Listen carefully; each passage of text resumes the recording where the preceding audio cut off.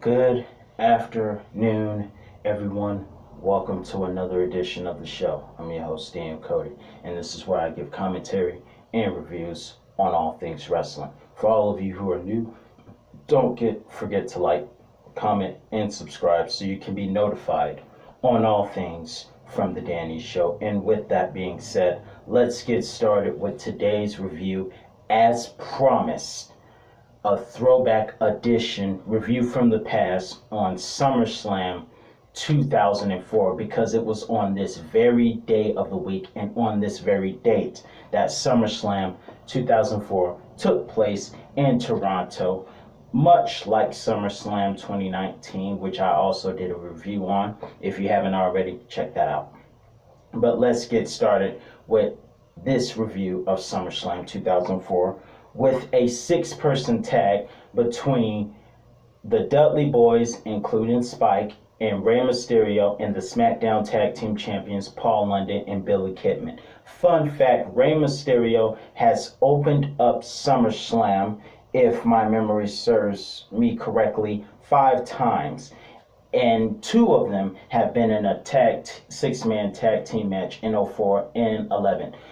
Bets, I can't put money on, but thumbs up or $5 says he opens up this year's SummerSlam.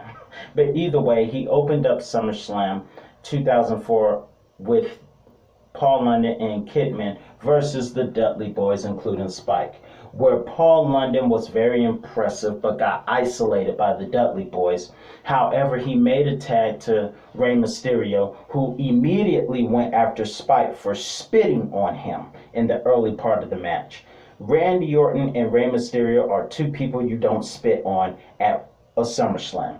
Christian learned that the hard way when he fought Randy Orton in 11.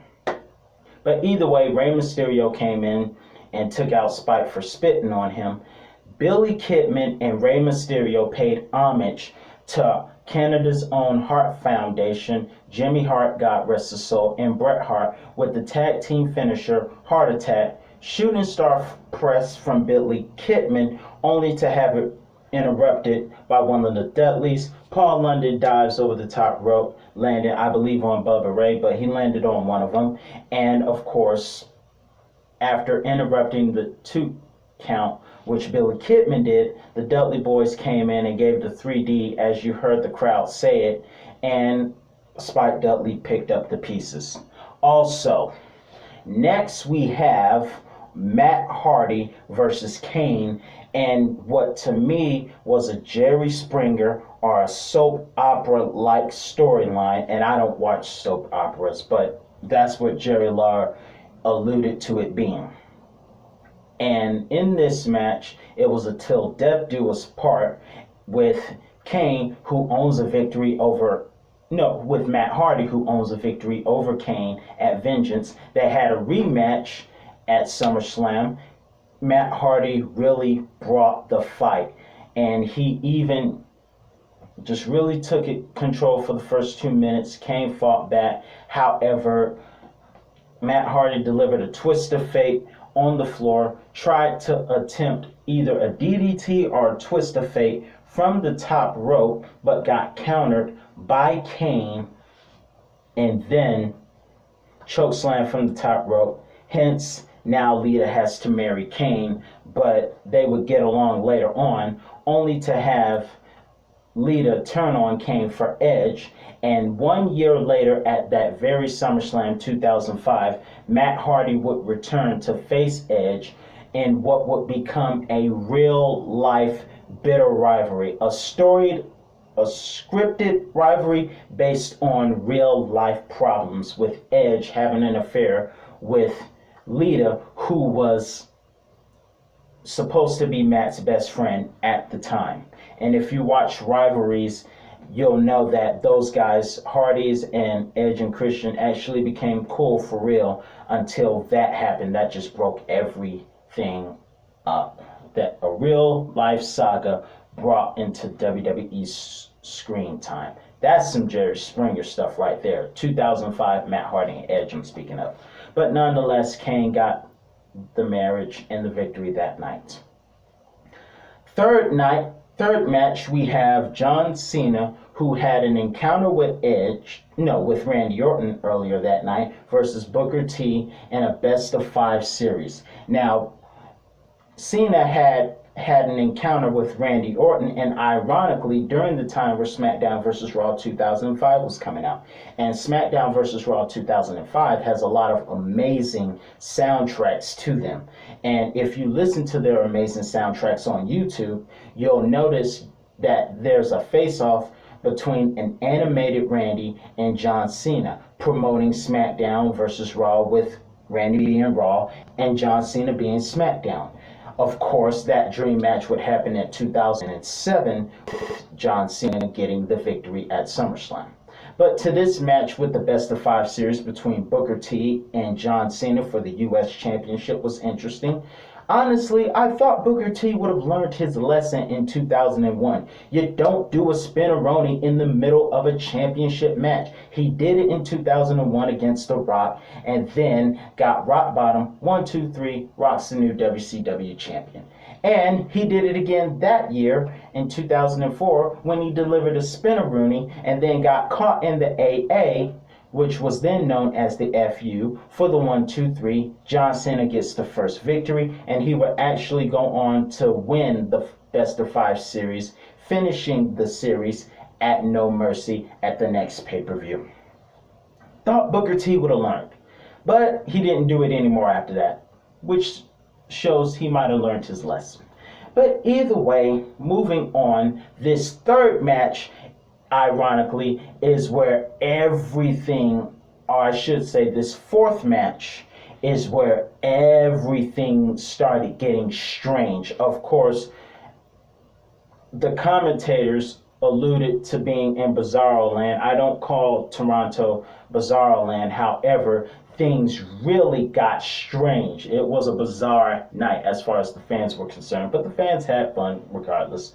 And it started with this triple threat match between Batista versus Chris Jericho versus Edge, who came out to a warm ovation, greeted the fans, only to get knocked over the top rope by Batista in the start of the triple threat match. Now, he was down there for a while. Nowadays, fans would have been chanting stuff like Roman sleeping, but they didn't do that at the time. However, they did chant Y2J, who is also from Canada, Winnipeg, actually, as he reminded a fan in Survivor Series 2009. Someone told him to go back to Canada. He's like, I'm from Winnipeg, you idiot. Or should we say, stupid idiot, which he loves to say in his last years in WWE. But either way, it was a triple threat match. Y2J chants went crazy. There was actually a fan holding an Edge sucks sign, because when Edge came in, he got booed and had a face-off with Jericho, and they continued the Y2J chants, even cheering Jericho as Jericho put the walls of Jericho on Edge. But Batista came in and broke everything up, ended up on the outside. Edge goes for a spear to Jericho. 1, 2, 3. The fans start cheering Jericho. The fans start cheering Edge a bit again. Strange. Next, we have an amazing nearly 5-star match between Eddie Guerrero and Kurt Angle. In the beginning of this match, there was an Eddie chant. Then it started off as an Angle chant. They started chanting for Angle. But the match was still great. A lot of great amateur and technical skills between Angle and Eddie Guerrero.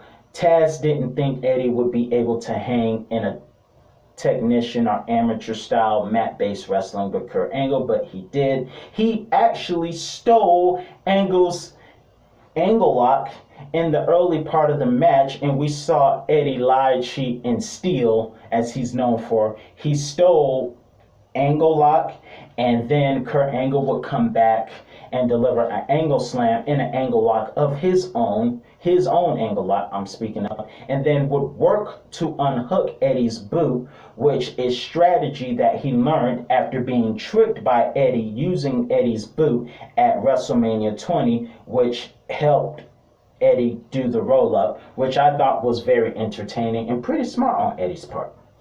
However, Angle learned from that, worked on the angle, worked on his leg, unhooked his boot so that he would be vulnerable to the angle lock. But of course, Eddie fought back and was able to steal once again Kurt Angle's angle slam, and then went on to his own three amigos, only to have two failed attempts at the frog splash. However, so continuing the match, the angle locks back on, but Eddie fights out, decides to cheat using his boot, hitting both Reigns and Eddie and Kurt Angle over the head. And then you gotta watch it somewhere else, because if you watch it on YouTube, it'll be censored, the headshots. But then lies by laying and faking his pain. And then finally, third time's the charm, delivering a successful frog splash, but it wasn't enough to keep Angle down, as Angle finally catches Eddie Guerrero without his boot on. Angle's lock, Eddie finally taps out. And even though most of us were rooting for Eddie, but at the time in Toronto, some were rooting for Angle, the match was still amazing, still 5-star. The bizarreness of the crowd continues with this one here. I know, Boss Antelope, you didn't really care for this match, but me personally, I kind of found this match interesting, especially from the part of the fans and their strangeness that night. It was Triple H versus Eugene. Eugene was a gimmick that lasted all the way until 2007. But it was really a hype gimmick. It was the flavor of the year, as Hogan alluded to in his face-to-face with The Rock in Chicago before ramming him with a semi-truck. But Eugene was truly the flavor of the time. He was a character that played the role in a storyline, Eric Bischoff's nephew, who had mental health struggles and autism, which I can relate to, if I'm not mistaken, having autism myself. But his storyline was a man with special needs and things of that nature. I want to find respectful ways to say it. But like Triple H used Eugene for his own purposes when he admitted in front of The Rock, that Eugene speaking, that Triple H was one of his favorites. And of course, Eugene, being the flavor of the month, had a huge storyline on SmackDown vs. Raw 2005 when he was used by Trish Stratus. And this time, on the non-game perspective, in this match, he was used by Triple H, and an accident happened. Triple H attacked him and then attacked his friend Regal, which led to the match being signed. In this match, the bizarreness continues. Fans boo Eugene, and Triple H starts off the match faking injuries and fighting with Eugene, using Lillian Garcia as a shield and shoving her to the side, which I can't be too surprised about, because Triple H was the type of guy where if he's a face, you like him. When he's a heel, you can't stand him. Back in those days, heels, man, not to take anything from Roman now and Bobby Lashley and Seth Rollins, but those guys, and especially Sasha Banks. Sasha is like the Trish, a pretty attractive heel in my book. But back to Triple H, when he was a heel, he was the heel you could not stand. And that was a bit of a bad deed. However, despite the fact that fans booed Eugene, all of that changed when, first of all, I did not know he was undefeated. Eugene, I'm speaking of. I didn't know he was undefeated, but that night was still a great match. Despite being booed, Eugene would try to use the rock bottom, which fans got excited about, only to have the people's elbow countered by the spine buster, made famous by Arn Anderson and used excellently by Triple H for the 2 count. Triple H takes control But then Eugene hulks up after having his head smashed into the turnbuckle and then catches Triple H, uses the Stone Cold finger and the Stone Cold stunner. Fans start to appreciate Eugene for that. 2 count. Also, Eugene ends up in a sleeper hold and alludes to Hulk Hogan by not letting his arm go down the 3rd time. And then eventually does the Hogan boot and leg drop. Triple H kicks out of that. And more move thievery in Canada with Eugene stealing Triple H's hold. And of course, Ric Flair comes in and interferes and gets knocked out by William Regal. But going back to something that Rey Mysterio tried to teach his son this past Friday, stay focused on the match and don't get distracted. And unfortunately, Eugene got distracted and it cost him. And of course, ironically, he got booed that night, but he got a couple of cheers when he hit moves from The Rock, Stone Cold, and stole Triple H's finisher. There was a lot of move thievery that night, and someone had a Eugene Sucks sign out. So, strange. You thought that was strange. Let me see. Oh, make sure I got everything. You thought that was strange? Undertaker versus JBL. Fun fact, this JBL became champion by feuding with his true life best friend, Eddie Guerrero. Another fun fact, after his angle with Eddie was done, he would make a feud with his second true life best friend, The Undertaker. Both guys were at JBL's wedding when he had that wedding, whenever it was. But fun fact, they're both best friends in real life. However, they did not look like good friends in this match with all the stitches that JBL would have in this match and the last right match. Some friends. But either way, the match was strange. This was strange as strange could get, with The Undertaker, first of all, entering first. That doesn't happen often. And if you pay close attention, notice as The Undertaker was heading up to the stairs to raise the lights, there was a fan who was actually doing fingers. If you pay close attention to the entrance, there was a fan doing this. The Undertaker should have took his soul. I'm just kidding. But the match got interesting. Both guys traded their own blows and things like that. But JBL took control by going after The Undertaker's, I don't know if it was left leg or right leg, but he went after the leg and then had him in a leg lock. And fans just started acting very strange. This is the strangest I have seen all the fans. Now, I understand them booing the ladies during the dodgeball game. I mean, we came to see people fight, not look all cute and stuff like that. Unless Trish Stratus is having an excellent match in her hometown against Lita at Unforgiven 06, or Charlotte at SummerSlam 2019. I did a review again on 2019 SummerSlam, also in Toronto. Check that out. Things were not as bizarre that night, with the exception of The Fiend, who I'm mad they released. But back to this match, the fans were really strange, and they would begin to do this wave in the middle of the match and chant Spanish table, which I kind of understand, because maybe they're protesting the fact that y'all need to stop smashing their tables all the time. Smash another table. Sheesh. But the fans treated that match, I could be wrong, but to me, the fans treated that match like a restroom break wrestling match on the Raw after WrestleMania. Because if you've ever seen a Raw after WrestleMania or after SummerSlam at sometimes, you'll notice that the fans are even stranger that night, rooting for the heels. I wouldn't put it past fans to root for Roman after a WrestleMania, or well, I don't think they'll boo Bianca, but let me see.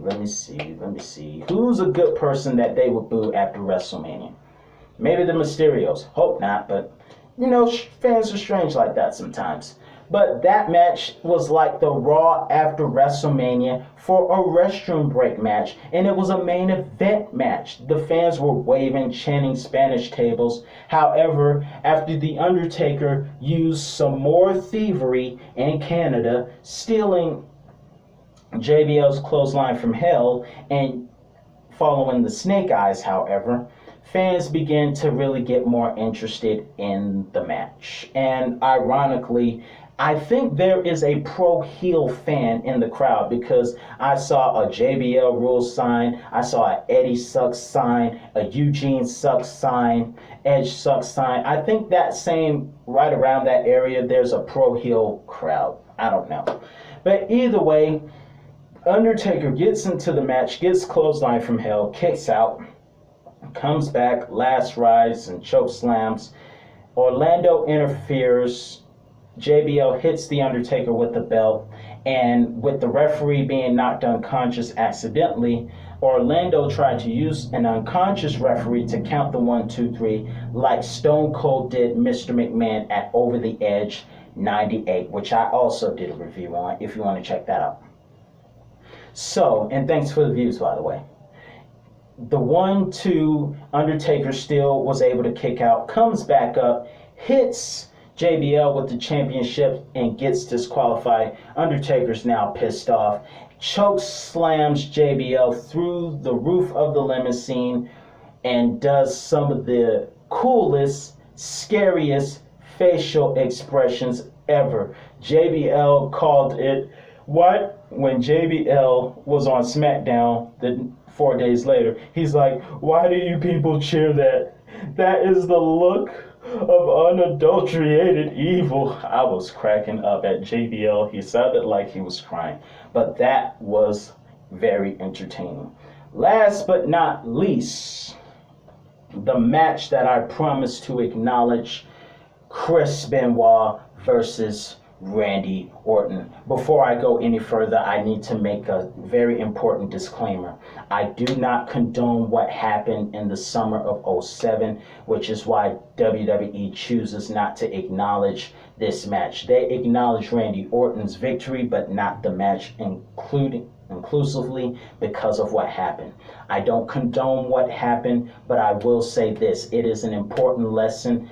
Going back, ironically, SummerSlam this year will take place in the same time year as the Olympics. And one thing we can learn from Simone Biles is put your mental health first. It doesn't matter if you're an athlete or an everyday person.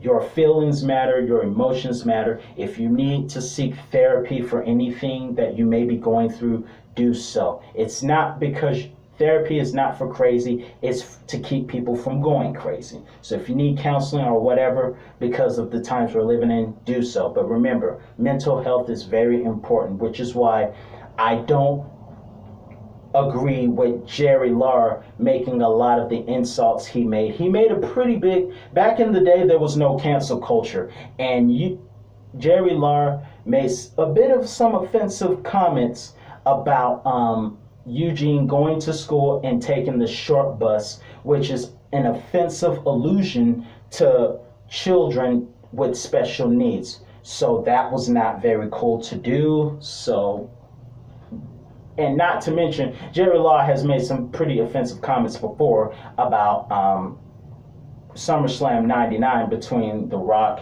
versus Billy Gunn, and some very offensive things he said about the woman who Billy Gunn was forced to kiss. Very offensive, but cancel culture was not a thing around that time, and you could basically get away with saying a lot of things.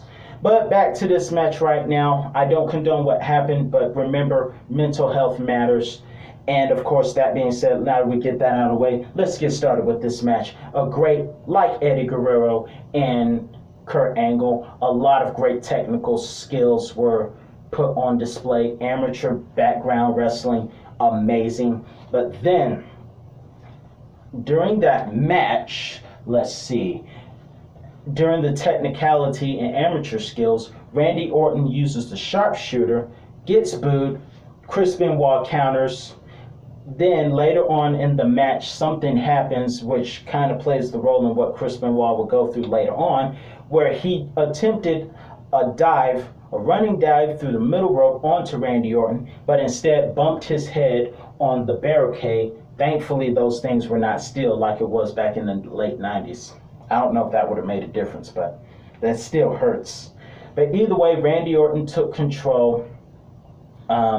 Chris Benoit was able to come back and take Randy Orton to Suplex City, and in my personal opinion, before John Cena was taken to Suplex City by Brock in 2014, Chris Benoit paved the way for Suplex City, and he paved the way for Daniel Bryan, because a lot of what you see from Daniel Bryan was originated by Chris Benoit, and it was an amazing match. Unfortunately, we didn't get to see the flying headbutt. However, we got to saw Suplex City, which paved the way for Brock Lesnar.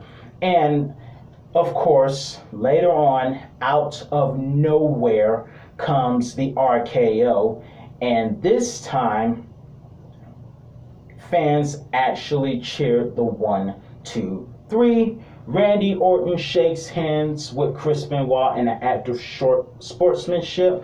Randy Orton was a man, alluding to what Chris Benoit said. Shaking hands, the emotion, Randy Orton was very emotional. The crowd was actually behind him on that one. And of course, another very important note, Randy Orton breaks Brock Lesnar's record for winning the championship at a younger age. Brock started at 25, but Randy Orton broke the record, winning the World Championship at 24 in the main event at SummerSlam.